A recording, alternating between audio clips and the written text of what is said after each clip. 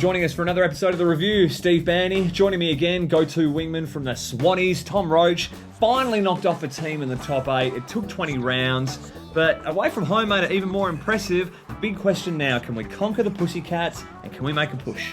I think we can make a push for sure, but I don't like being in that mathematical situation where you need other teams to lose. But look, if we can win our last 3 and a few results go our way, Essendon getting the points taken off might help. Well said, mate. Andrew Gaff had a very interesting take on it in the press conference this week, thinking that it could be a good thing that these players have missed a bit of time during the year. They're a bit fresher going into the end of the season. We're also hitting reasonably good form towards the back end of the year, which is what you need. I think what may be a bit of a blessing in disguise is those blokes like Sheridan, Masto had 1 week off, is that they're not worn out by the end of the year.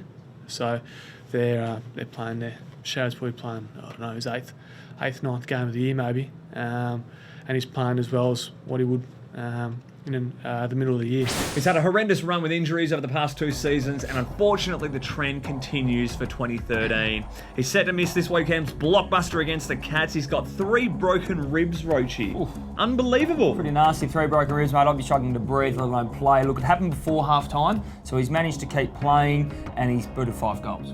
It's unbelievable. He also took a couple of contested marks where he got contact and just got straight up, kicked another goal. It was, mate, one of the more heroic things I've ever seen on a footy field. Loves playing the Bombers, does Mark Lecca. Teammate Dean Cox had nothing but praise for the 2010 All-Australian. Huge effort he was pretty sore at half-time, and he came out and kicked 5 in the second half, certainly when the side needed, and took a couple of contested marks and got crunched as well, so great effort by him. Thumper, mate, I probably wouldn't have played that quite a much further one from Woosha, where he was asked, does it make him more heroic playing on with broken ribs? No, because there's something about a bear in the woods, you know. You know that saying? I think that's what it means. He did it, so now that everyone knows he's got fractured ribs, does it make it more Herculean? It's the same effort. And I think I'm on the right track there. No? Yeah, it could be. I just thought, things happen, and if you don't see it, did it still happen? Isn't that like a true story? And if nobody's there to hear it. I've heard that one. What's the one about the bear then? After just 1 week on the sidelines, our 2013 most improved player, Chris Marston, returned to the side. Did it in fine form after what looked to be a severe ankle injury against the Doggies just a couple of weeks back. Mate, he didn't miss a beat. 26 touches, 6 grabs, and a couple of huge tackles. He actually had 7, but this one on Bagley, mate, this was an absolute bone crusher, and it was great to see that he wasn't tentative at all. Yeah, absolutely well said. Look, after missing just 1 game, that puts him in great contention to have a tilt at the Club Champion Award at the end of the year. Obviously, it matters playing more games. But it was interesting to say, we're talking about his heroics. Jacob Brennan from the podcast had a different opinion about it all. Just soft.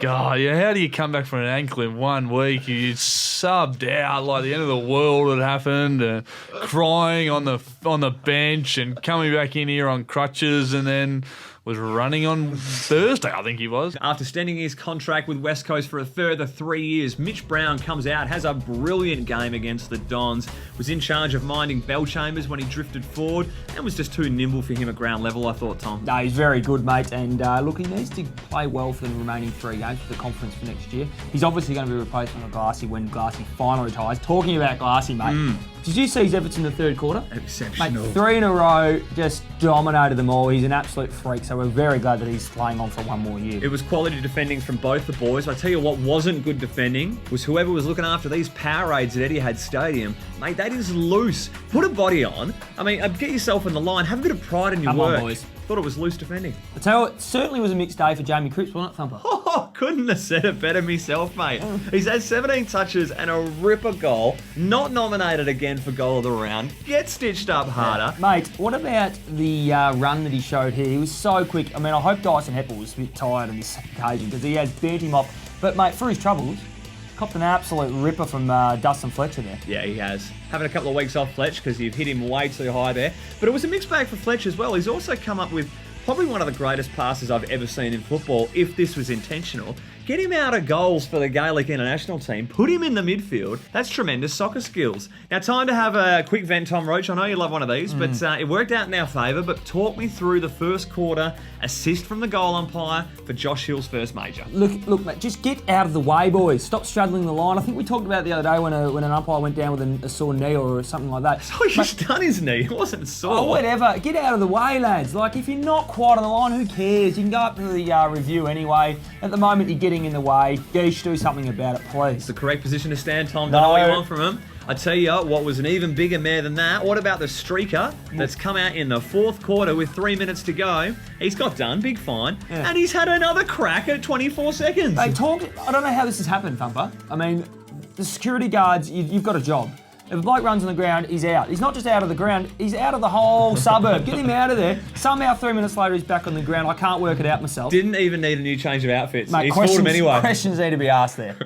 It's magic moment time. We do enjoy this. Let's have a quick look now. I'm going to lock in a couple of our youngsters that deserve a berth. Jason Winderluck looks certain for a goal here until Blaine the Train Wilson gets his dirty big mitten away and has a massive swat. And we've also got Scott Lysett having an excellent chase for Joby-Wan Kenobi, who looked like he was going to have a certain goal. It just reined in the reigning Brownlow medalist. Obviously didn't get a hand on him, but certainly affected the kick, making him run in that arc. Very nice. Well done, youngsters. Well put, mate. Couldn't put it better myself. Look, my magic moment is when Cox has missed a goal from the goal line. Now, look, I'll give you one chop out, Coxie. You are over 200 centimetres, so I know it takes a while for the little things up here to get down to the feet. But look, mate, you can't miss from there, all right, no matter what. Facing the wrong way, mate. Doesn't matter, mate. He's standing on the line. Like, it's the easiest shot. Well, you want a little back healer? You just need to do something, mate. Would have been goal of the year, mate. It's a massive game, as we all know. Saturday night at 5:40 against the Cats. Knocked them off here last time in 2012. Let's have a look at the lineup. Coming into the side, elite midfielder Luke Shuey hasn't played since the game against the Swans back in round 17. Adam Carter's been given a berth after his week's rest. Mark Lecca obviously missing with his ribs, and Blaine Wilson the only omission for the week. Thought Brad Shepherd played very well on the role of substitute. Probably look for him to get a full game this week against the Cats. No Tommy Hawkins, as we're all aware. That's big. Eric McKenzie could just float on the wing or something. Do a little bit something different for easy. Let's lock in our match winner though, Tom. I'm gonna go with Scott Selwood. In my opinion, he's going to be minding the most dangerous Geelong midfielder in Joel Selwood. Hopefully, we all want to see that matchup.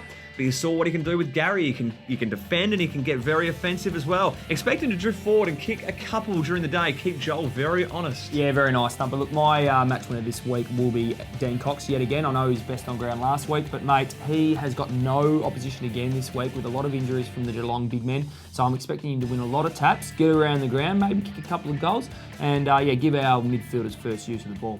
As all West Coast fans have heard, we're farewelling a couple of champions and superstars to the game. Mark Nikoski and 2006 Premiership player Adam Selwood bidding farewell to the club. Injuries really taking its toll on the two. Sad story for Mark after, he ended up doing his hammy after an amazing season up forward. Looked to be our next answer for the small, little roving pocket player. And Adam Selwood, well, just been an absolute stalwart of the club and one of the most courageous that we've seen in some time. We tip our hats to him, don't we? We do. Well done, boys. And hopefully retirement is as bright as your careers. Hooroo! Till next review.